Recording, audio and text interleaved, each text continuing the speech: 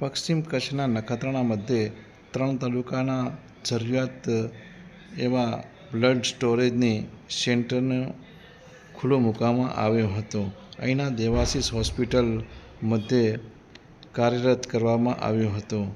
આ Indian Red Cross સોસાયટીના પ્રયાસોથી હવે આ વિસ્તારના દર્દીઓને ભુજ સુધી ધક્કા ખાવાની જરૂર નહીં પડે, જેથી અનેક એવા દર્દીઓ જ્યારે એક્સિડન્ટ, અકસ્માત કે પ્રસૂતિ જેવી જરૂરિયાત સમયે બ્લડની જરૂરિયાત પડતી હોય છે, જેમાં ખાસ કરીને અકસ્માત અને પ્રસૂતિ સમયે લોકોને, દર્દીઓની હાલત વધુ મુશ્કેલીઓ વેઠવી પડતી હોય છે.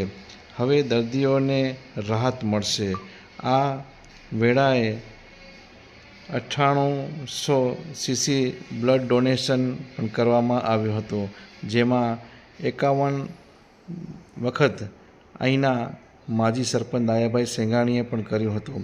દેવાશીષ હોસ્પિટલના ચેરમેન કીર્તિભાઈ સાંકળા, અખિલ ભારતીય કચ્છ કડવા પાટીદાર સમાજના કેન્દ્રીય પ્રમુખ ગોપાલભાઈ ભાવાણી, હોસ્પિટલના ટ્રસ્ટીઓ મોહનભાઈ ધોળુ, રામજીભાઈ પટેલ, અબજીભાઈ કાનાણી સાથે પાટીદાર સમાજ તેમજ સ્થાનિક બ્લડની જેમણે ડોનરની વ્યવસ્થા હંમેશા કાયમી સંભાળતા હોય છે એવા અનિલભાઈ રાજકોર, મિતેશભાઈ જોશી, મિતેશભાઈ ઠક્કર તેમજ આ વિસ્તારના મોટી સંખ્યામાં અગ્રણીઓ ઉપસ્થિત રહ્યા હતા. મોહનભાઈ ધોળુ અને લાલજીભાઈ રામાણી જે સ્થાનિક ટ્રસ્ટીઓ છે એમણે બધી તમામ વ્યવસ્થા સંભાળી હતી. આમ દેવાશીષ હોસ્પિટલ મધ્યે આમ તો 6 જેટલા અનેક યુનિટો ચાલુ થયા છે, જેમાં લોકોને, દર્દીઓને, વિસ્તારને લાભ મળતો હોય છે. અબડાસાના ધારાસભ્ય પદુમનસિંહ જાડેજા ખાસ ઉપસ્થિત રહી અને આ કાર્યક્રમને ખુલ્લો મૂકવામાં આવ્યો હતો. અને આ જે દેવાશીષ હોસ્પિટલની જે સેવા મળે છે એ આ પશ્ચિમ કચ્છના લોકો, એમના દર્દીઓને રાહત રૂપે થાય છે. આ પ્રસંગે ભુજના આરોગ્ય વિભાગના મનોજભાઈ દવે, અહીંના સ્થાનિક બ્લોક હેલ્થના પ્રસાદ સહિત મોટી સંખ્યામાં લોકો ઉપસ્થિત રહ્યા હતા. આ પ્રસંગે અગ્રણીઓ અહીંના મામલતદાર રાકેશ પટેલ તેમજ ઇન્ડિયન રેડક્રોસ સોસાયટીના સેક્રેટરી મીરાબેન સાવાણી ખાસ ઉપસ્થિત રહ્યા હતા. અને આ સેવાથી જે અહીંના લોકો, ખાસ કરીને અબડાસા, લખપત, નખત્રાણા 3 તાલુકાના લોકો, દર્દીઓને રાહત મળશે. અને જ્યારે પણ જરૂરિયાત પડે છે ત્યારે દેવાશીષ હોસ્પિટલના દાતાઓ કોઈ પણ દાન આપવું હોય તો હંમેશા આગળ રહેતા હોય છે. અને આ પ્રસંગે વિવિધ રાજકીય, સામાજિક અગ્રણીઓ પણ ઉપસ્થિત રહ્યા હતા. આ પ્રસંગે જયસુખભાઈ પટેલ, દિલીપભાઈ નરસિંઘાણી, દિનેશભાઈ રૂડાણી, ડાયાભાઈ સેંઘાણી તેમજ સ્થાનિક વસંતભાઈ વાઘેલા, જાગૃતિબેન ઠક્કર સહિતના લોકો ઉપસ્થિત રહ્યા હતા. સમય બળવાન છે, નહીં પુરુષ બળવાન. સમયાંતરે જેવી જ્યાં જરૂર હોય એવી રીતે આ દેવાશીષ હોસ્પિટલના સર્વ પ્રમુખથી કરીને નાના કાર્યકર્તાઓને સાથે આ ડોક્ટરનો સ્ટાફ જે નવીનીકરણ માટે જે વિચારે છે એ ધન્યવાદની પાત્ર છે. મીરાબેન, અમે કોલ્હાપુરમાં રહું છું ને કોલ્હાપુરમાં પણ સારું બ્લડ બેંકના નામે બહુ મોટી બેંક ચલાવીએ છીએ અમે. ત્યાં રેસકોર્સ, રોટરી સમાજ સેવા કેન્દ્ર અને શેતકરી સહકારી સંઘના માધ્યમથી આ બ્લડ બેંક ચાલે છે. આ બ્લડ બેંકમાં પહેલા એક વખત જાહેરાત એમ કરી હતી કે 25 વખત જે બ્લડ ડોનેશન કરશે એનું સન્માન કરવામાં આવશે. એમાં મારો નંબર હતો. પછી અમુક ઉંમર પછી આજે કદાચ તમારી મારી ઈચ્છા હોય ને કીર્તિ હોય તો આ ડોક્ટરો બ્લડ લે નહીં. અમુક ઉંમર સુધી જ ડોક્ટરો બ્લડ લે, અમુક ઉંમર પછી એ લેતા નથી ડોક્ટરો. આપણી ઈચ્છા હોય છતાં પણ ન લે. બ્લડ ડોનેશન જે છે એ બ્લડ ડોનેશન આપવાનું જેના ભાગ્યમાં હોય એને જ મળે. એના ભાગ્યમાં ન હોય તો એને આ બ્લડ ડોનેશનનો લાભ ન મળે. મીરાબેને એમ કીધું, ડૉક્ટર દવે સાહેબે એમ કીધું કે એક બ્લડ ડોનેશનના બાટલા પાછળ 3 જીવ બચે છે. એમાં જે આશીર્વાદ છે ને સાહેબ વસંતભાઈ, એ આશીર્વાદ પ્રાપ્ત કરવા માટે આ દેવાશીષની જ કૃપા જોઈએ છે. મને ખબર નહોતી ત્યારે મેં એક વખત સામાન્ય સભામાં બાપુ પૂછ્યું હતું કે આ દેવાશીષ નામ જે આપ્યું એ દેવાશીષ નામ કોને આપ્યું, ક્યાંથી મળ્યું? ત્યારે એમના રામજી બાબાએ જે વાત કરી તેના સુંદર વિચારો અને તમને ને મને સંસ્કૃતિ અને સંસ્કારની વાતો કરવાવાળા જે આ હોસ્પિટલને ચાલુ કરવાવાળા એ વિચારોના મંત્રો હતા. એને એવું વિચાર્યું કે બસ આ હોસ્પિટલ દેવાશીષનું નામ એટલે આ ભગવાન જ ચલાવશે, આપણું કોઈનું કામ નથી.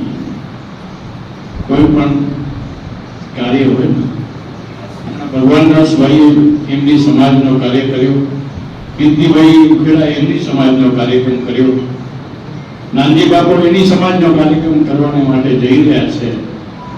ત્યારે આ કાર્યક્રમની સફળતા મળે ને તો વિશ્વ કૃપા હોય તો જ કાર્યક્રમની સફળતા મળે. તમે સાહેબે કીધું કે રક્ત છે એ આપણે બોડીની બેઝિક જરૂરિયાત છે. તો દરેક ખૂણે રક્તની જરૂર પડતી હોય અને ઘણી વખત એવું થાય કે ખૂબ જ દૂર ભુજ અને ગાંધીધામ પહોંચતા લેબર પેઇનની અંદર સ્ત્રીઓનું મૃત્યુ થાય, એક્સિડન્ટમાં લોકોનું મૃત્યુ થાય. તો કલેક્ટર સાહેબે સપનું જોયું કે કચ્છના દરેક જિલ્લાની અંદર બ્લડ સ્ટોરેજ સેન્ટર હોય અને સાથે ધવલાચાર્ય સાહેબે મારામાં વિશ્વાસ મૂકી અને આ મિશન પૂરી કરવાની જવાબદારી મને સોંપી. એટલે શરૂઆત રાપરથી કરી, રાપરમાં બ્લડ સ્ટોરેજ સેન્ટર, ત્યારબાદ ભચાઉમાં, અંજારની અંદર બ્લડ બેંક અને ફરી આવ્યા પશ્ચિમ કચ્છ તરફ તો સૌથી પહેલું નામ આવ્યું દેવાશીષ હોસ્પિટલનું. એટલે રિક્વેસ્ટ કરી સાહેબને ફોન કરી અને એક મીટિંગનું આયોજન કર્યું અને હું અહીંયા સાહેબને મળવા આવી. અને જ્યારે મીટિંગની શરૂઆતમાં જ વાત થઈ અને સાહેબે તરત જ એવું કીધું કે મીરાબેન અમે રેડી છીએ, અમારા તરફથી પૂરો સપોર્ટ મળશે, તમને જે વસ્તુની જરૂરિયાત છે તે કહો. એટલે મશીનનું લિસ્ટ આપવામાં આવ્યું, અમે સ્ટાફને ભુજ બોલાવી અને ટ્રેનિંગ આપી અને લાયસન્સ માટેની પ્રોસેસ કરી. અનફોર્ચ્યુનેટલી લાયસન્સ આપવામાં થોડો સમય લાગ્યો, ઘણી બધી મુશ્કેલીઓ હતી, પણ પૂરી ટીમનો, દેવાશીષની ટીમનો સપોર્ટ હતો અને ફાઇનલી 3 દિવસ પહેલા જ લાયસન્સ આવ્યું અને વિધિન 3 દિવસ આપણે સરસ મજાના કાર્યક્રમનું આયોજન કર્યું અને આપણે સૌ સાથે છીએ. સો રક્ત છે એ વ્યક્તિની બેઝિક જરૂરિયાત છે અને હંમેશા એવું કહેવાય છે કે જ્યારે એક વ્યક્તિ રક્તદાન કરે છે ત્યારે એ 3 વ્યક્તિનો જીવ બચાવે છે. કારણ કે દરેક બ્લડ બેંક છે એ લગભગ કમ્પોનન્ટ બ્લડ બેંક છે અને આપણે એક બેગમાંથી 3 કમ્પોનન્ટ અલગ કરીએ, પીસીબી, એફએફપી અને પ્લેટલેટ, અને જે પ્રમાણે જે દર્દીને જરૂર હોય એ દર્દી સુધી આ પહોંચાડતા હોઈએ છે. સો યુવા પેઢીને મારી રિક્વેસ્ટ છે કે પોકેટમાંથી પૈસા આપવા ખૂબ જ આસાન હોય છે. આપણી પાસે કોઈ દાન માંગે તો ખિસ્સામાંથી પૈસા આપણે બહુ ઈઝીલી આપી દઈએ, પણ શરીરમાંથી લોહી દાન કરવું એના માટે ખૂબ જ હિંમત જોઈએ. તો દરેક લોકોને મારી વિનંતી છે કે રક્તદાન કરીએ અને એ રક્તદાન દ્વારા આપણે સોસાયટીમાં જરૂરિયાત લોકોને રક્ત પૂરું પાડીએ અને લોકોનો જીવ બચાવીએ. કચ્છની અંદર લગભગ 500 થી વધારે થેલેસેમિયા બાળકો છે, થેલેસેમિયા મેજર બાળકો છે. આ બાળકોને અઠવાડિયે 15 દિવસે અને મહિને લોહીની જરૂર પડતી હોય છે. આ બાળકોને જીવવા માટે બહારના લોહીની જરૂર હોય છે. આપણા ઘરે રમતું નાનકડું બાળક જો એક દિવસ ગુમસુમ બેસી રહે તો અને એને શરદી ખાંસી કે તાવ હોય તો આપણે પેરેન્ટ્સ ખૂબ જ પેનિક થઈ જાય કે અરે મારું બાળક ખૂબ બીમાર થઈ ગયું. આ બાળકો જન્મજાત થેલેસેમિયા મેજર છે અને એમને જીવતા રાખવા માટે એમની બેઝિક જરૂરિયાત લોહી છે. તો આવો સૌ સાથે મળી રક્તદાન કરીએ અને લોકોનો જીવ બચાવીએ. ધન્યવાદ. બ્લડ સ્ટોરેજ બ્લડ બેંકનું આજે ઉદ્ઘાટન કરવામાં આવ્યું અને આજના દિવસે એક બ્લડ કેમ્પનું પણ આયોજન કરવામાં આવ્યું અને આજના દિવસે આપણે ડૉક્ટર મનેશ દવે જે અને ડૉક્ટર આપણે મીરાબેન જે રેડ ક્રોસ સોસાયટીના છે જેમના સહયોગથી આ બ્લડ બેંક આપણે ચાલુ કરી છે અને આ સમગ્ર 3 તાલુકા લખપત, નખત્રાણા અને અબડાસા આ 3 તાલુકા માટે ઉપયોગી બની રહે, દૂર સુધી જવું ન પડે અને નખત્રાણામાં જ આપણે બ્લડ ઉપયોગી થઈ શકે એ માટેનું આ સેન્ટર ગુજરાત ગવર્મેન્ટે આ દેવાશીષ હોસ્પિટલની પસંદગી કરી છે અને આ ઉદ્ઘાટન કરતી વખતે આ માનવ સેવાના વહેતા ધરણમાં એક આ વિશેષ આપણે આ ભાગ આપણે ખોલ્યો છે, આપણે એક વિભાગ ખોલ્યો છે જેનો અમને આનંદ અનુભવી છીએ અને ગર્વ અનુભવી છીએ.